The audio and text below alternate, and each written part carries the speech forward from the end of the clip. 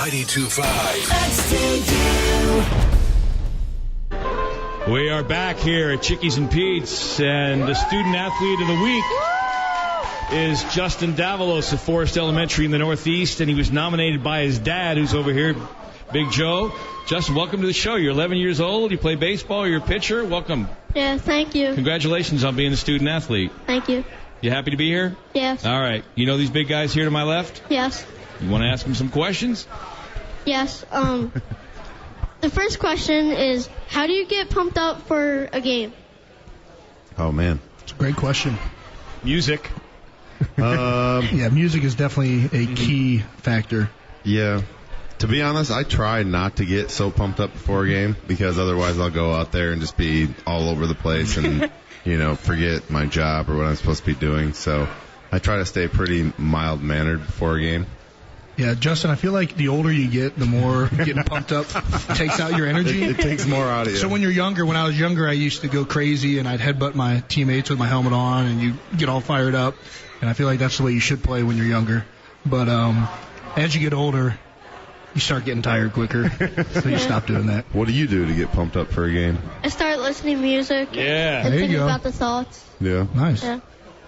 Nice. Do you eat the same meal every day before a game? No. No, not yet. You will. Yeah. Do you guys eat the same meal before a game? You guys have that superstition? I'm pretty routine with my pregame meal. I usually am too. Definitely breakfast. For 1 o'clock games, I always eat the same thing. And what is that? I always get 3 eggs over easy with 2 sausage links, a little bit of whatever the potato or starch they have for the day, whether it's hash browns or home fries, and then a Greek yogurt, some blueberries, and V8. Wow, A little more than that. I eat like an NFL player. Yeah. No, I actually really don't eat a whole lot. I eat a bagel, some cream cheese, and then... I forgot that. I get a bagel and cream cheese, too. Can you eat that much? Not really. Got to work on it, though. It'll happen. Just give it a little bit of time. Yeah. The second question is there a point where you get nervous? Yes. I feel like the longer you play, your nerve levels, you're able to control them a little more.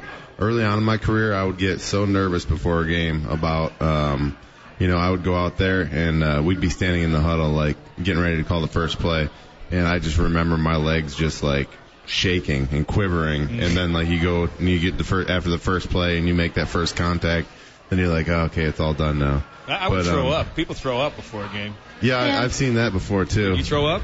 No. Oh. I just get butterflies in my stomach. Yeah, that's another thing that happens to people. Yeah, nerves usually come from the unknown.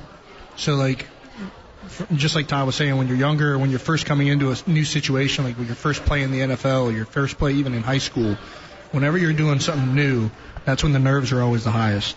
And as you get more comfortable and as you understand what's about to happen, you feel confident that you're going to be able to go out and be successful because you know what's going to happen.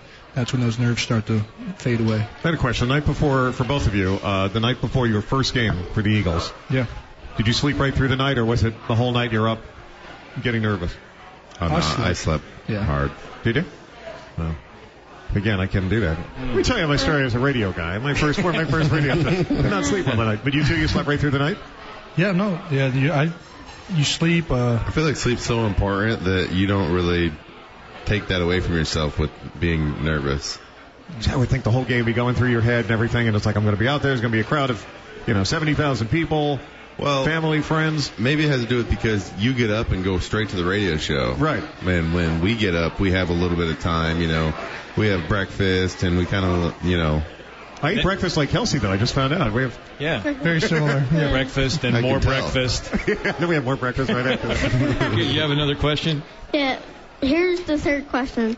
What are your superstitions? Oof. Superstitions. My superstitions change because I'll think like, oh, man, I used to have this weird superstition that in the fourth quarter, if I started getting like acid reflux, we were definitely going to win that game. That's interesting. And then there was one game where I had, I started getting the burn in my throat. I was like, oh, yes, we're going to win this game no matter what. And then we ended up losing. I'm like, oh, there goes that. So much for that. It's out the window. Huh. Yeah, we actually, as a whole team, had a superstition last year on every Friday, there's a guy I call him the food scientist. He would make turkey sliders every Friday. And the first day he made turkey sliders, we went on like a winning streak for like 8 weeks. Yeah. So he kept having turkey sliders, and now it's like a team norm thing. So turkey sliders on Fridays is the superstition right now. So wait, just can we ask you some questions? Yeah, sure. Yeah, so why do they call you lights out when you pitch? What's up with that? Because when I pitch, I start striking people out. Nice. What's your best Nice. pitch? Circle change up. Circle change. You get them Do you have on like the a front celebration dance or like motion? No, not really. I just go like this. Fist pump. foot. Yeah. It's a fist pump. And take them right down. You know, it's funny. Last week, our student athlete of the week, we didn't get to the question, but it was along those lines. She said that her nickname was Chooch growing up that she used. Did you guys have when you were younger? Did you have like a nickname?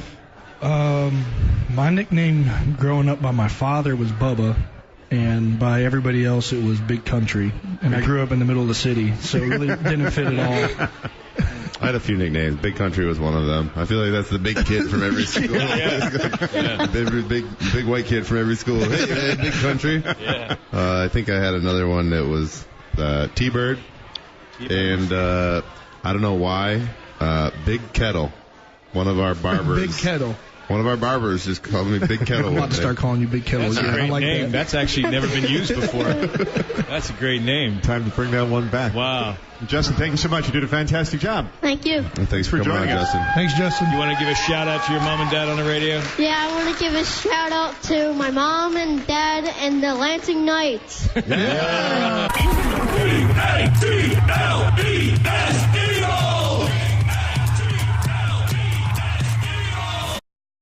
So proud of that, I think. These are beautiful. Yeah, awesome. these are awesome. Thank you so much.